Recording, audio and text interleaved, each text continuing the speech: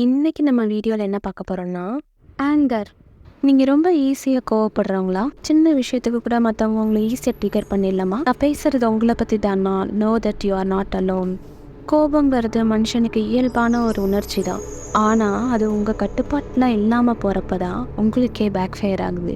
கோபங்கிறது தனிப்பட்ட விஷயம் இல்லை. கோபம் எங்கே இருக்கோ அங்கே மன அழுத்தம் இருக்கும், மன அழுத்தம் எங்கே இருக்கோ அங்கே கோபம் இருக்கும். இது ரெண்டுமே டாம் அண்ட் ஜெரி மாதிரி. ஆனால் அதை யார் வச்சுருக்காங்களோ அவங்க தான் ரொம்ப கஷ்டப்படும். பட் பார்க்குற மற்றவங்க ஒன்று சிரிப்பாங்க, இல்லைன்னா எரிச்சல் படுவாங்க. முதல்ல நமக்கு கோபம் எதனால் வருதுன்றதை தெரிஞ்சுக்கணும். மேக்சிமம் கோபம்ன்றது உங்களை மரியாதை இல்லாமல் புரிஞ்சுக்காம உங்களை பயமுறுத்துறவங்க கிட்ட தான் வரும்.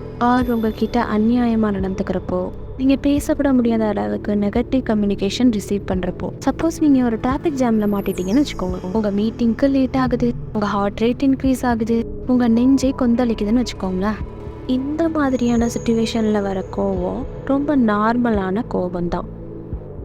ஆனால் சில நேரம் கோபங்கிறது வேறு ஏதோ ஒரு காரணத்துக்காக மாஸ்க் போட்டுட்டு வரும். நீங்கள் ஹர்ட் ஆகிருக்கப்போவோ, கஷ்டமாக இருக்கிறப்போவோ, இல்லை ஏதோ ஒரு பயத்தில் இருக்கப்போவோ இந்த மாதிரி ஒரு மாஸ்கிங்கிறது வர்றது காமனான விஷயந்தான். ஆனால் நீங்கள் ஏற்கனவே ஏதோ ஒரு விஷயத்தில் ஹர்ட் ஆகிருக்கீங்கன்றத எக்ஸ்ப்ரெஸ் பண்ண தெரியாமல் கோபமாக எக்ஸ்ப்ரெஸ் பண்ணிடுவீங்க. இப்போ குயிக்காக மற்றவங்களாலேயோ சுச்சுவேஷன்ஸ்னாலையும் ஈஸியாக ட்ரிகர் ஆகி வர நம்ம கோபத்தை எப்படி ஹேண்டில் பண்ணுறது, எப்படி ஸ்மார்ட்டாக பொலைட்டாக பவுண்ட்ரி செட் பண்ணுறதுன்னு பார்க்கலாம்.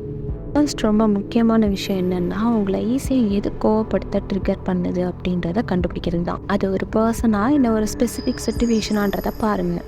இதை நீங்கள் ஐடென்டிஃபை பண்ணிட்டீங்கன்னாலே உங்கள் கோவத்தை மேனேஜ் பண்ணுறதுக்கு ஒரு ஸ்டெப் முன்னாடி எடுத்து வச்சிட்டிங்கன்னு அர்த்தம்.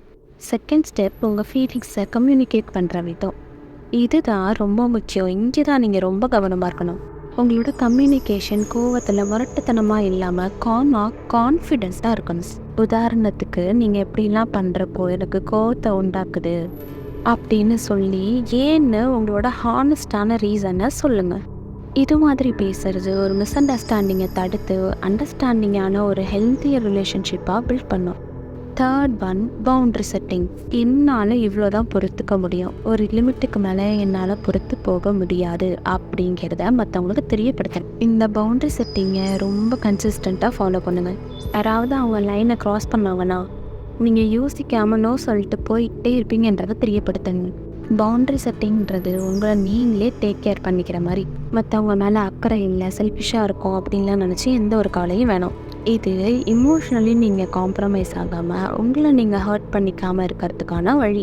உங்களோட கோவத்தை மேனேஜ் பண்ணுறது இப்போ கொஞ்சம் ஈஸியாகிடும். ரிமெம்பர், உங்கள் ட்ரிகரிங் பாயிண்ட்டை ஐடென்டிஃபை பண்ணுங்கள். உங்கள் ஃபீலிங்கை காம் அண்ட் கான்ஃபிடென்ட்டாக எக்ஸ்ப்ரெஸ் பண்ணுங்கள். ப்ராப்பர் பவுண்ட்ரி செட்டிங் பண்ணிவிடுங்க.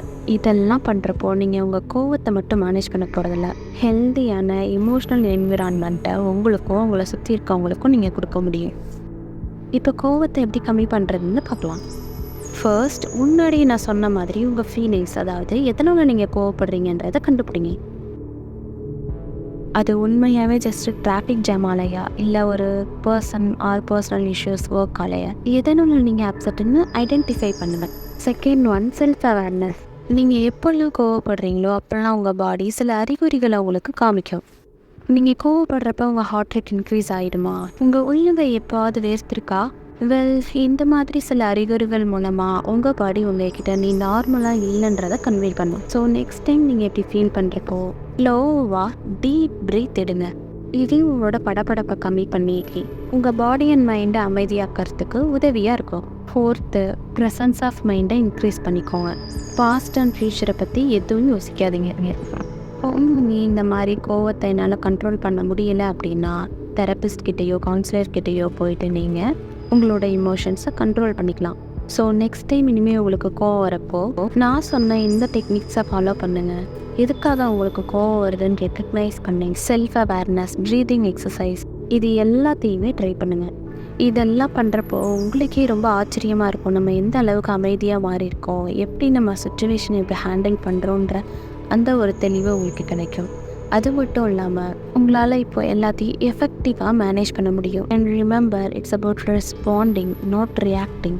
இப்போ கூட உங்களை நீங்கள் சேஞ்ச் பண்ணிக்கலாம். நீங்களும் உங்கள் லைஃப்பை ஹாப்பியாக நிம்மதியாக வாழ முடியும். இது எல்லாமே நான் ட்ரை பண்ணணும்னு எடுக்க வேண்டிய டிசிஷனில் தான் இருக்குது. அண்ட் இன்றைக்கி இந்த வீடியோட நான் கிளம்புறேன். Thank you for joining in, and until next time, stay calm and carry on.